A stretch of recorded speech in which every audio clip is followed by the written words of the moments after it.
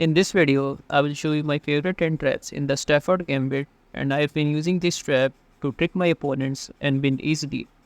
So let's move on to our first trap. After e4, e5, knight f3, knight f6, knight takes e5, we played knight c6, white takes this knight, and then you recapture with the d pawn. And here white goes e5, attacking your knight. You play knight to e4, centralizing your knight, and here white goes b3, attacking your knight further. Here you play this tricky move, bishop to c5, targeting f2. If it doesn't take your knight, then you can move your knight to c3 and then continue playing normally. But here, most of your opponents are going to take this move, and then you can play bishop takes f2 check. He cannot take because his queen will be hanging. Therefore, he goes king to e2. But then bishop to g4 check forces the king to take the bishop, and after that, you can take his queen and you are just completely winning. Let's move on to our next trap. So after knight takes c5, knight c6, knight takes c6, d takes c6, white goes e5, we play knight e4, white goes e3, you play bishop to c5, but here white goes bishop to e3, trying to trade this bishop. But you go ahead and take this bishop. White recaptures in the pawn, and then you go into h4 check. If white goes g3, then you can take this pawn with the knight, and after pawn takes, you can capture his rook. And here, if he goes king to e2, then you can play queen to f2, checkmate. Let's move on to our next trap. So after knight takes c5, knight c6, takes, and here white again goes e5, to play knight e4, and here instead of playing d3, white goes d4, and here you play queen to h4, threatening win on f2. Here, if white plays queen to f3, then you can push this f pawn to defend this knight, and even if we capture off a song, you can then recapture with the knight, and your knight is completely safe. But here many players have gone g3, trying to block your queen's diagonal. But here you can just take this pawn with the knight. If he takes with the h pawn, then you can take his rook. But here, if he takes with the f pawn, then you can play queen to e4, and his rook is gone. Let's move on to our next trap. After knight takes c5, knight c6 takes, white goes knight to c3, to play bishop c5, targeting f2, bishop c4, preparing to castle, we play knight g4, threatening to take this pawn. Like castle here, and here you go queen to h4, threatening mate on h2. And here the most common move by white is h3, trying to block the check and also taking your knight.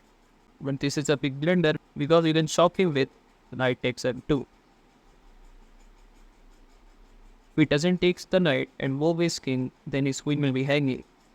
And here if he plays queen to f3, trying to save his queen, then after knight takes f3, double check, king h1, knight to f2 double check, king g1, and then queen to h1 will be a checkmate.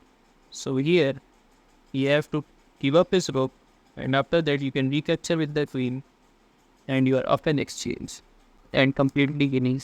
Let's move on to our next trap. After knight takes e5, knight c6 takes, white goes knight c3, bishop c5, targeting f2. Here white goes h3, trying to prevent your knight from going to the g4 square. You go bishop e6, developing with bishop d3. You play queen d6, bishop e2, appearing with castle. You castle low, left castles. And then you play this stunning move, bishop takes h3, sacrificing the bishop. If it doesn't take, then you can move your bishop back and you will be up a pawn. Therefore, he is forced to take, and then you go queen to g3 check. He cannot take with that pawn because it is pinned to the king by the bishop.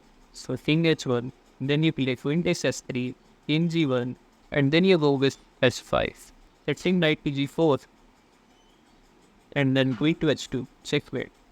So bishop e3, trying to trade off this bishop. Knight g4 threatens bit, so bishop takes g4, we recapture, and no matter here what white does, he can try sacrificing his queen, but then queen takes will be a checkmate. So he goes bishop takes c5, and then going to h1 is a checkmate. Let's move on to our next trap. After knight takes c5, knight c6, takes, knight goes d3, defending this pawn. We play bishop c5, white goes bishop to g5, pinning your knight to the queen. But this is a big blunder, because you can play bishop takes f2, sacrificing the bishop, king takes, and then knight takes c4, regains the bishop, and you are just completely winning in just 8 force. His king cannot castle, and you are also ahead in development. Let's move on to our next trap. After knight takes c5, knight c6, takes b3, defending the fallen bishop c5. White goes bishop g5, pinning your knight to the tomb. But here you will shock him with knight takes e4, sacrificing your queen. If he doesn't take your queen and move his bishop back, then you will have a huge advantage. Therefore, he takes your queen, and after that you can play bishop takes f2 check. King e2 is the only move, and then you go bishop to g4, checkmate, and you win in just 8 moves. Let's move on to our next trap. After knight takes c5, knight c6 takes d3 defends the pawn, bishop c5, bishop g5, pinning your knight to the queen. We play knight takes c4, and here, instead of taking the queen, white goes bishop c3. We will take his bishop, and after white recaptures, you can play queen to h4 chain. He cannot go here because of the checkmate. Therefore, he goes g3, and then you go knight takes g3, pawn takes, and then you win the rook. You're up an exchange and completely winning. Let's move on to our next trap. After knight takes c5, knight c6 takes. White goes d3, we play bishop c5, bishop e2, preparing to castle. Then you go h5. White castle here, and then you play knight to g4. White goes h3, trying to kick your knight. But here you completely ignore this and play queen to d6, threatening wait in 1. Therefore, he takes your knight, you recapture, threatening wait in 1 again. So he goes bishop takes g4, and then queen to h2 will be a checkmate. And even if here he plays g3, then waiting c3 is a checkmate. Let's move on to our next pair. After knight takes c5, knight c6 takes. White goes c3. We play bishop c5, bishop g5, pins your knight to the queen. We play knight takes c4, sacrificing the queen.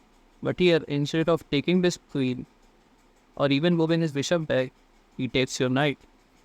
This is a big blunder because there is a hidden trap here. You can take his bishop, but here there is a better move hidden here. We can play bishop takes f2. He cannot take because his queen is hanging, so he goes king e2. But then bishop to g4 check, forcing the king to take, and then you can take his queen, and you are completely winning. Well, here's a bonus trap one of my friends shared with me.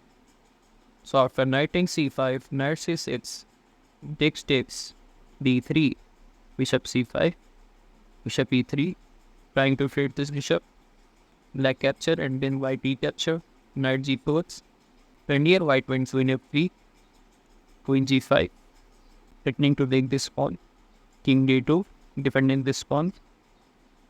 But here, black captured on h2, and after rook takes, black shock him with queen to e5, and no matter what white does, black is going to win one of the rooks, and in this game, white resigned.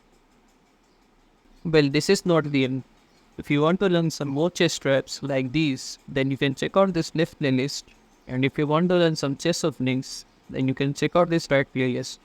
And if you don't want to miss more amazing videos like these, then don't forget to subscribe.